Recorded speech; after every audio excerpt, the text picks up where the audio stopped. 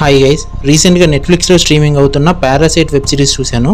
ఈ web series April 5th release అయింది. But కాకపోతే రీసెంట్గానే నేను చూడడం జరిగింది. South Korean web series 6 episodes ఉన్నాయి. ప్రతి ఎపిసోడ్ థ్రిల్లింగ్గా చాలా గ్రిప్పింగ్గా అనిపిస్తుంది. చాలా అంటే చాలా బాగుంది. నాకైతే పర్సనల్గా చాలా నచ్చింది. మీకు కూడా సజెస్ట్ చేస్తున్నాను ఈ వీకెండ్ ఈ వెబ్ సిరీస్ చూడండి. సో ఈ వెబ్ సిరీస్ స్టోరీ గురించి ఇన్డెప్త్ ఎక్స్ప్లెనేషన్లో మాట్లాడుకుందాం. Welcome back to my channel. In case ఎవరైనా సబ్స్క్రైబ్ చేసుకోకపోతే సబ్స్క్రైబ్ చేసుకోండి, బెల్ ఐకాన్ కూడా ఆన్లో పెట్టుకోండి. ఎపిసోడ్ స్టార్టింగ్లోనే కొన్ని మాన్స్టర్స్ సిటీలోకి వస్తాయి.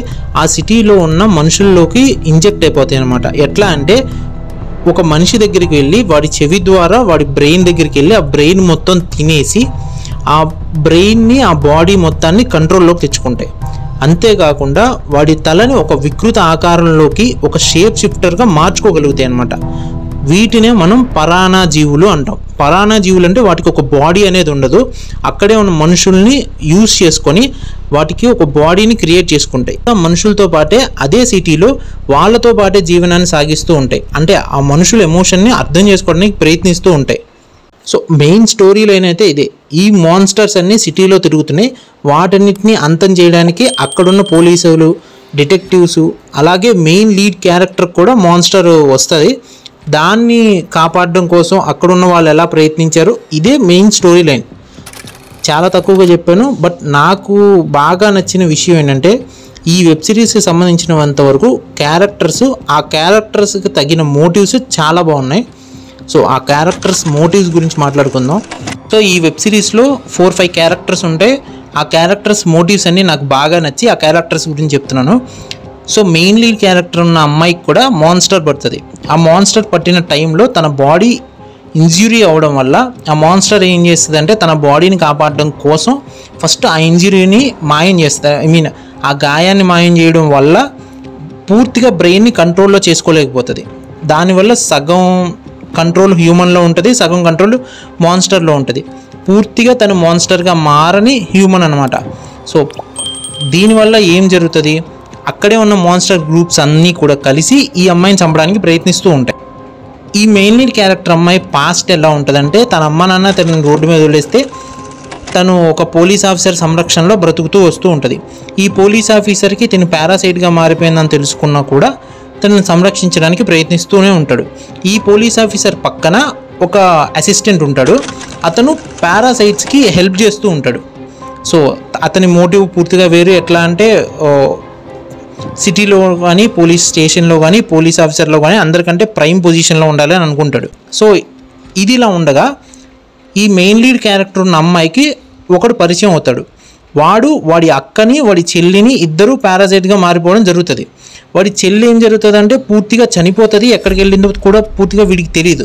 కానీ వీళ్ళ అక్క మాత్రం వీడితోనే ఉంటుంది. తను కూడా ఒక పారాసైట్ అయిపోతుంది. వీడు కూడా ఈ మెయిన్ లీడ్ క్యారెక్టర్ అమ్మాయిని సంరక్షించడం కోసం, కాపాడడం కోసం ప్రయత్నిస్తూ ఉంటాడు. దట్టు ఈ పోలీస్ ఆఫీసర్ వచ్చి వీడిని హెల్ప్ అడుగుతాడు. దానివల్ల వీడు కూడా ఉంటాడు. సో వీళ్ళందరికంటే కూడా నాకు పర్సనల్గా నచ్చిన క్యారెక్టర్ ఈ క్యారెక్టర్ అనమాట. పోలీస్ ఆఫీసర్ కమ్ ఒక స్పెషల్ ఫోర్స్ అనమాట. Grey team. వీళ్ళ టీము మెయిన్ మోటివ్ ఏంటంటే పారాసైట్స్ని చంపేయడం. సో ఈ క్యారెక్టర్ హస్బెండ్ ఏం జరుగుతుందంటే తను కూడా ఒక పారాసైట్లా మారిపోతాడు. అందువల్ల తను ఏం చేస్తుందంటే ఇక్కడున్న అంటే సిటీ దగ్గరలో ఉన్నా కానీ లేదంటే వరల్డ్ మొత్తంలో ఉన్న పారాసైట్స్ అన్నిటినీ కూడా చంపేయాలని ప్రయత్నిస్తూ ఉంటుంది. సో ఇది పూర్తి కథ వెబ్ సిరీస్ ఆఫ్ పారాసైట్. మీ అందరికీ ఖచ్చితంగా నచ్చుతుంది ఈ పారాసైట్. ఈ వీకెండ్ నా సజెషన్. నెట్ఫ్లిక్స్లో స్ట్రీమింగ్ అవుతుంది, మిస్ అవ్వకుండా చూడండి. ఇన్డెప్త్లో 1-2 విషయాలు గురించి చెప్తాను. మాన్స్టర్స్ పక్కనున్న మాన్స్టర్స్ని తింటే బికాజ్ ఆఫ్ వాటి లైఫ్ని కాపాడుకోవడం కోసం, వాటి కడుపుని కాపాడుకోవడం కోసం అని అనుకుంటారు. కాదు, అవి బ్రతకడం కోసం పక్కనున్న మాన్స్టర్స్ని తినేస్తాయి. సో ఇక్కడ ఏది కూడా కోపం, ద్రోహం అనేది ఉండదు. అవి బ్రతకాలి కాబట్టి పక్కనున్న మాన్స్టర్స్ని తింటాయి. బట్ భూమి మీద ఉన్న మనుషులు మాత్రం అలా కాదు. పక్కనే తనతో పాటు ఎన్నో సంవత్సరాల నుంచి బ్రతుకుతూ వస్తున్న, ఎన్నో సంవత్సరాల నుంచి తనను కాపాడుతూ వస్తున్న వ్యక్తులకి ద్రోహం చేస్తాడు. అంతేకాకుండా తనని తాను తక్కువ చేసుకుని కూడా మాట్లాడుకుంటాడు.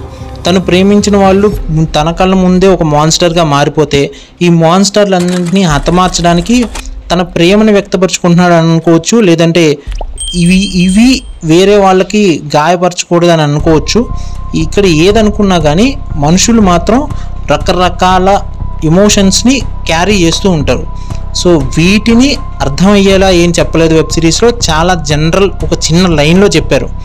దానివల్ల ఈ ఎమోషనల్ కనెక్షన్ అనేది అంత ఎక్కువగా ఉండదు. ఒక వ్యక్తి మాన్స్టర్ అయిపోతే తన తోటి మాన్స్టర్స్ నుంచి తనను తాను ఎలా కాపాడుకుంది అనేది ఈ సీజన్లో మీరు చూసింది. బట్ నాకు తెలిసినంత వరకు సెకండ్ సీజన్లో ఏం జరుగుతుందంటే అసలు ఈ మాన్స్టర్స్ ఎక్కడి నుంచి వచ్చినాయి, అవుటర్ స్పేసా లేదంటే ఎవరైనా తయారు చేశారా, దీని గురించి కూడా ఒక లైన్ వదిలిపెట్టారు వెబ్ సిరీస్ చివరిలో.